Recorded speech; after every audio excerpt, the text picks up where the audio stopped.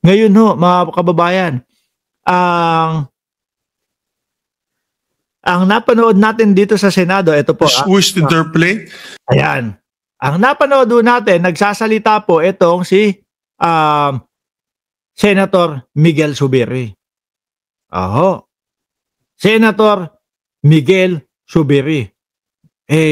Binabasa po yung mga pangalan ng mga senador, no? Yung mga present. Pakinggan. Those who wish to interpolate, it'll be those who wish to interpolate, sabi, mga kababayan. Of course, our Senate President Pro Tem. Senate President himself, Senator Soto, would like to interpolate together with Senator Raffy Tulfo, Senator Bato de la Rosa, if he's around. But mag-interpolate pa. Ayan, Nobyembre 20 ho, 2025, mga kababayan. Courtesy, Senate of the Philippines, November 20, 2025. Nandun yung pangalan, mag-interpolate si Bato de la Rosa. Nino Barsaga, naku, ito na si Kap Nino. Kap Nino, kamusta na? No? Magandang umaga sa iyo. Maganda ka pa sa umaga. Sabi ni Paulo Saison, batiin mo daw si Paulo Saison. Birthday ni Paulo Saison. No?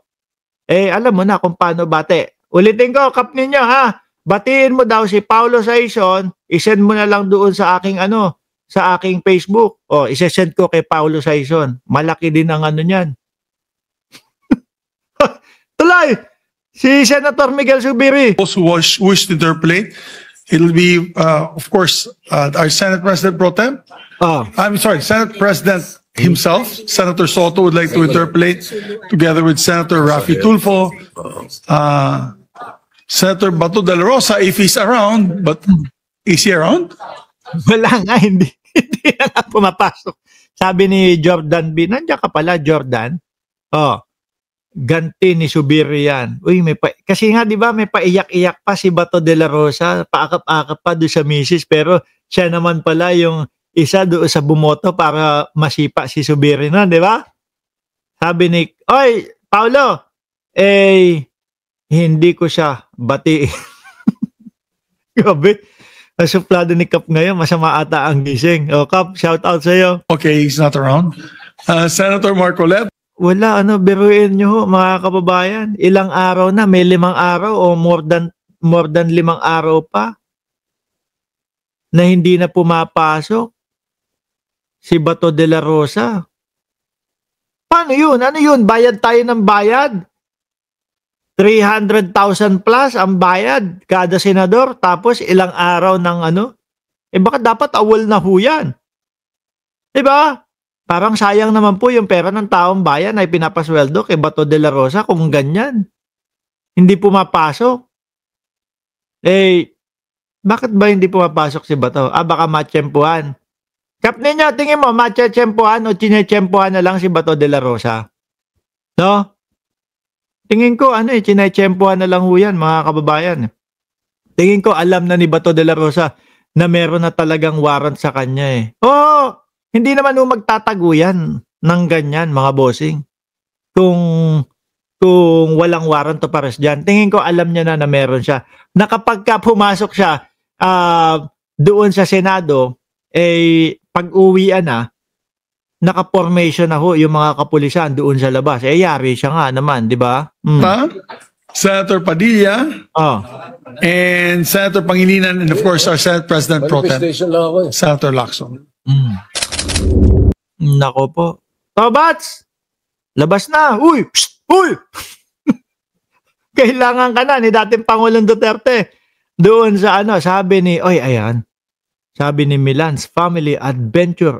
Isang buong pamilya po kayo dyan, magkano ang bayad? Saan?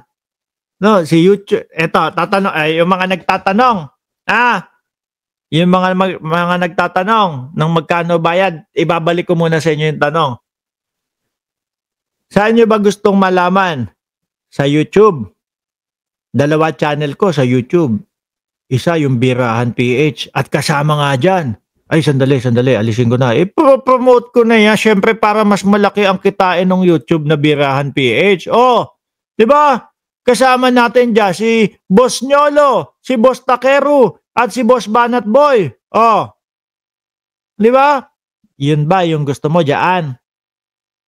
Na bayad? O gusto mo ba yung Mark Ramos? Naku, yung Mark Ramos channel. Wag mo na wag mo na tanong. TikTok. Gusto mo din ba yung malaman? Facebook. Gusto mo? Ay, Diyos ko, mga kababayan. Sabi ni YouTube, JM, ingat sa pagtaas ng daliri, baka maiwan. Oo nga, biglang ano, no? Anyway, mga boss G pa mo, sir, paano ba yan? Biyernes dito sa amin. Ano muna ako, ha? Mag-unwind muna kami. Okay? Uli po, suportahan nyo yung Birahan PH. Mamaya po, naka-live dyan si Takeru Miyamoto. Naka-live po si Boss Nyolo at si Banat Boy. Muli po, maraming salamat and God bless po sa ating